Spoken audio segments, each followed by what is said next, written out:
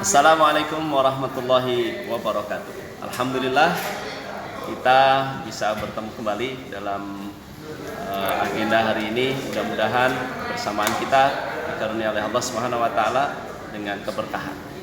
Saudara-saudaraku yang berbahagia, ada satu cerita tentang Bal'am bin Ba'urah.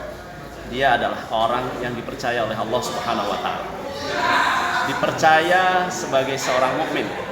Bahkan saking dipercayanya itu sampai-sampai doanya Bal'am bin Ba'urah itu selalu dikabulkan oleh Allah Subhanahu wa taala. Istimewa bukan? Karena diberi kepercayaan. Begitu besar kepercayaan itu, tapi suatu ketika Bal'am bin Ba'urah lalu kemudian dia merusak kepercayaan itu sampai pada titik dia tidak dipercaya lagi oleh Allah Subhanahu wa taala dan doanya tidak pernah dikabulkan sama sekali, bahkan dia kemudian mati dalam keadaan kufur. Nah, saudara-saudaraku yang dirahmati Allah, pertama, begitu pentingkah menjadi orang yang dapat dipercaya itu? Ternyata sangat penting. Orang yang dipercaya itu mendapatkan modal yang sangat istimewa dan luar biasa. Dia bisa mengembangkan bisnis karena dipercaya. Dia bisa mengembangkan karir karena dipercaya. Dia bisa berbuat baik dengan siapapun orang di sekitar dia karena apa? Karena dia dipercaya. Begitu besar. Yang kedua, apa sebenarnya inti dari kepercayaan? Inti dari kepercayaan itu ada dua.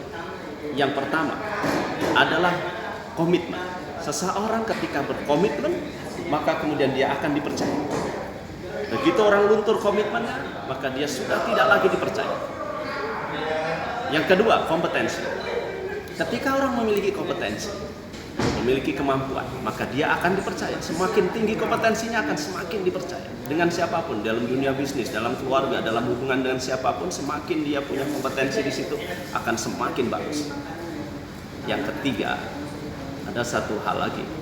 Bagaimana caranya kita bisa dipercaya? Caranya adalah satu saja. Apa itu? Self correction. Koreksi diri, muhasabah. Sadar diri. Cari apa sih sebenarnya kekurangan kita? Komitmenkah? Kompetensikah? Cari apakah kita punya kelemahan di kompetensi atau kita punya kelemahan di komitmen. Bagaimana caranya kita bisa self correction dengan baik? Salah satunya adalah kita tanya kepada kawan-kawan kita, teman-teman kita yang baik-baik. Kita tanya, adakah saya memiliki kelemahan ini? Dan adakah kita bisa berbangkit dari kelemahan baik kompetensi maupun komitmen? Nah, saudara-saudaraku yang berbahagia, itu yang ingin saya sampaikan dan ini yang saya simpulkan. Pertama adalah bahwa yang namanya menjadi orang yang dipercaya itu penting karena itu modal.